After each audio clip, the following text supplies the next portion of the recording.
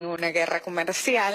También hablan de Venezuela, en la que intentan detener en su avance la revolución político y social, a través de bloqueos, de sanciones, y ahora con una nueva orden ejecutiva en contra de la criptomoneda y de Rusia.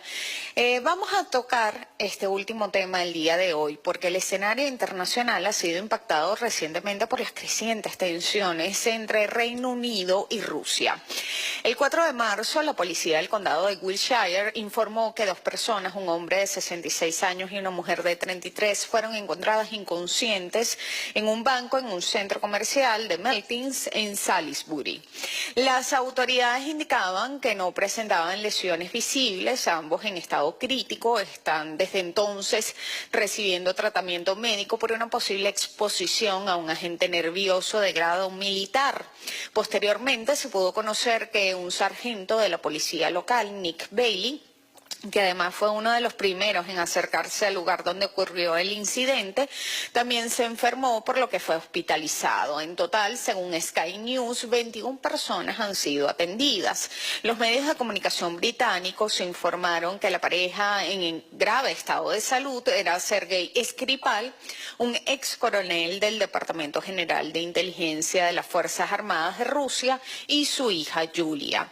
En el año 1995, Skripal fue reclutado por el Servicio de Inteligencia de Reino Unido y recibió $100.000 por información considerada como secreto de Estado que le era entregada al MI6. Fue parte del Servicio Federal de Seguridad de Rusia, aunque se retiró en el año 1999 para ocupar cargos importantes dentro del Servicio Exterior de Rusia hasta el año 2003.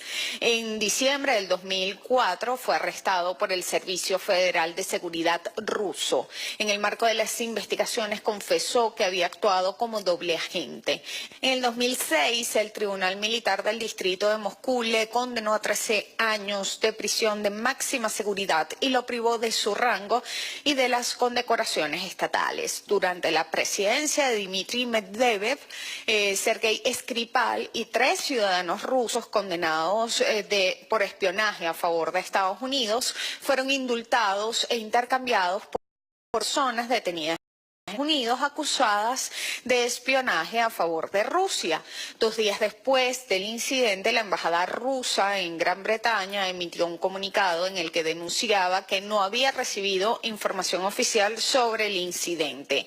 Las autoridades británicas y los organismos encargados de hacer cumplir la ley deben intervenir inmediatamente para informar a la embajada rusa y al público británico sobre la situación real, decía el comunicado.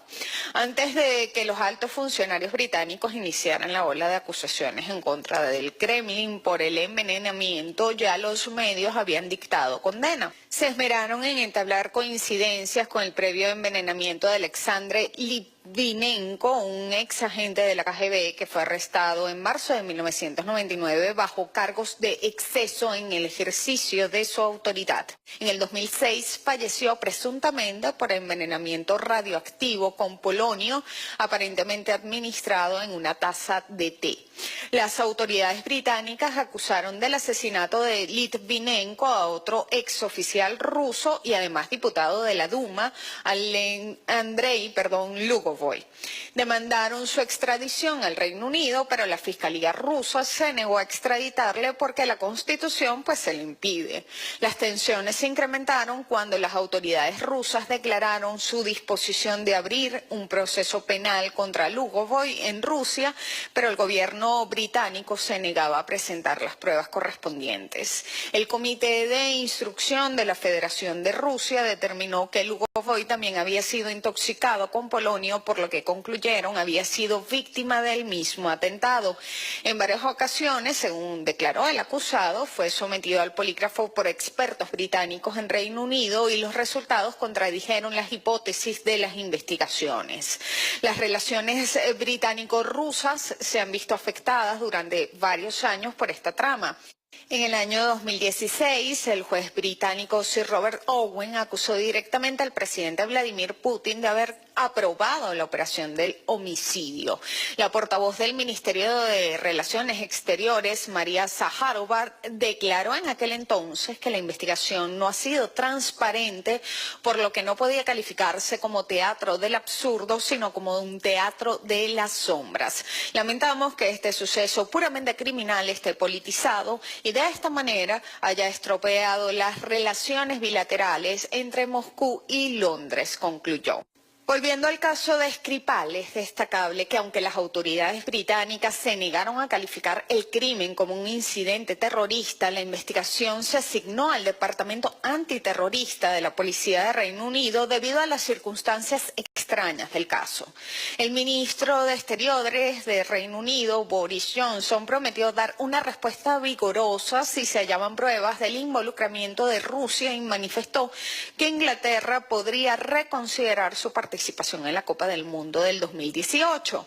El canciller ruso, Sergei Lavrov, declaró que establecen un paralelismo entre la muerte de Litvinenko, también en Reino Unido, y quería recordarle que la muerte de Litvinenko, de la que también culparon a Rusia, no ha sido investigada hasta el final. Propusimos nuestra ayuda, dice Lavrov, propusimos la colaboración, pero la justicia británica se consideró superior y a ellos les bastó con pronunciar el veredicto sin pruebas. Lavrov también advirtió que las acusaciones formaban parte de una escalada de histeria a la que calificó como propaganda.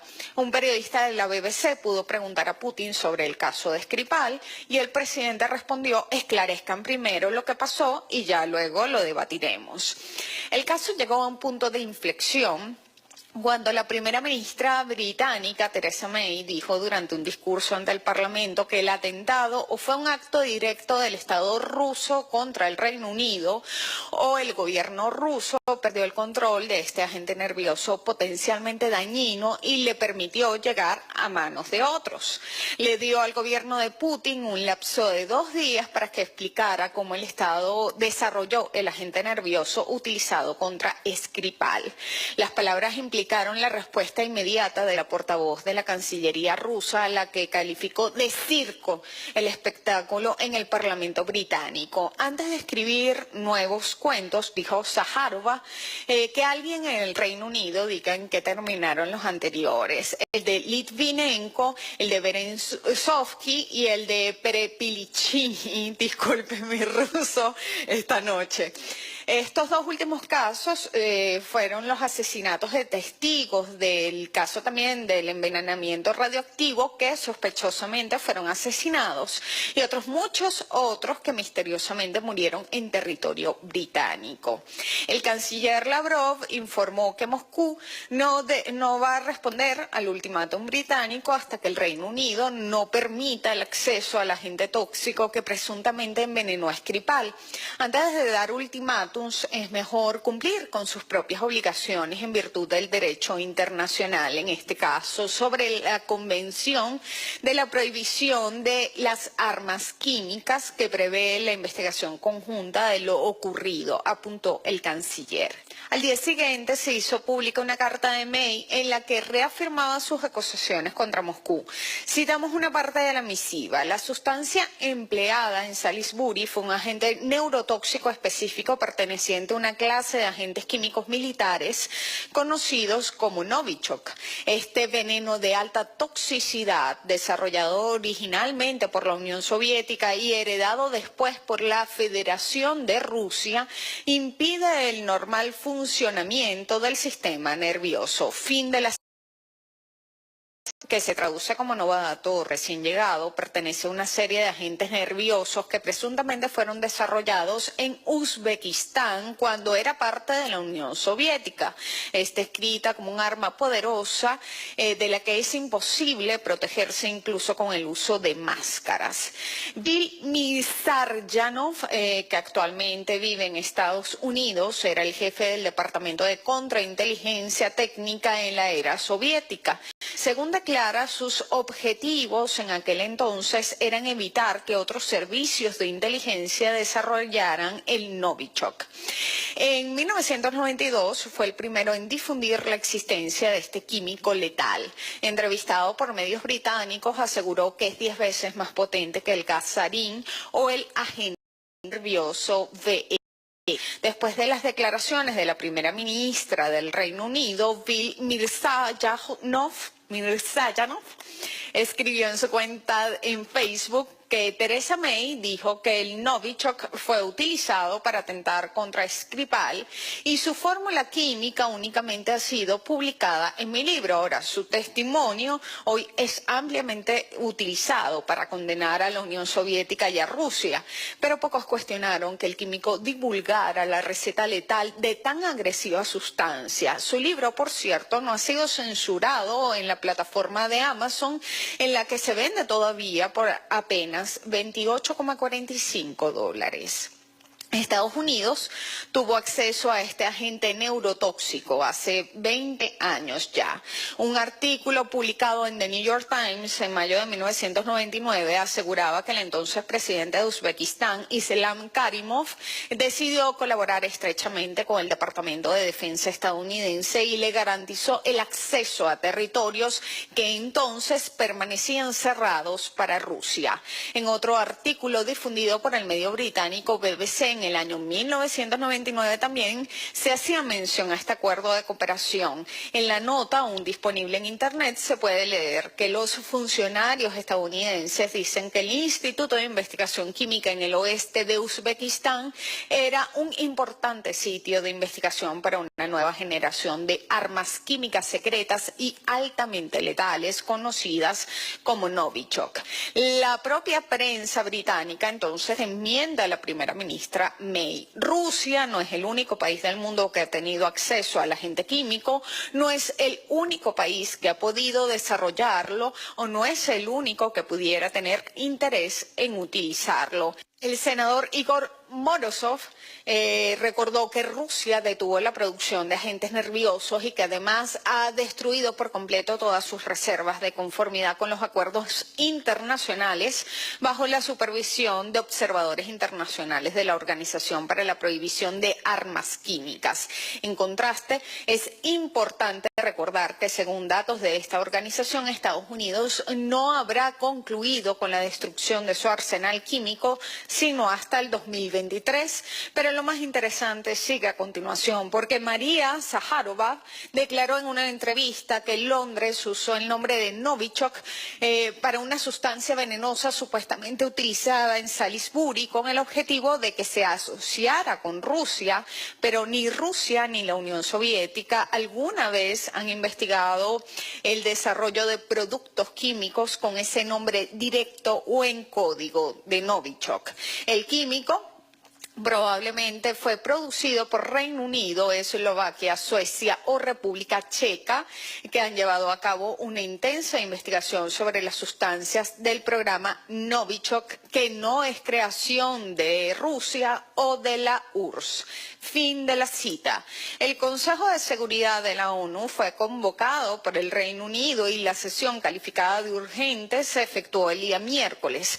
Rusia solicitó que se abrieran las puertas de la reunión. Nikki Haley, que es la representante de Estados Unidos, aprovechó la ocasión para vincular el ataque no solamente con Rusia, sino con Siria. El representante ruso ante la ONU, Vasily Nevencia, esgrimió que si el Reino Unido está seguro de que es el gas Novichok, luego este país tiene su fórmula química, sus muestras y es capaz de producirlo. Se abre entonces la presunción de inocencia que es tan ajena a Occidente. Se trata esto de una operación de bandera falsa, quizás una venganza por los logros de Rusia en la lucha contra el terrorismo en Siria, una estrategia de injerencia electoral que pretendía la derrota de Putin en las urnas, que ganó con el 72%. O se trata quizás de las ya tradicionales subtramas políticas de las grandes potencias en aquellos países donde se efectúan copas mundiales y así evitar que se consolide la imagen de Rusia como un un actor importante de la multipolaridad y un pueblo con el que se puede compartir sin aquellos temores infundados del ya trillado y cada vez más aburrido discurso anticomunista. Solo el tiempo nos brindará las respuestas. Mientras ellos reinciden en el odio y la violencia, nosotros reincidimos en el amor y la esperanza. Hasta un nuevo clic.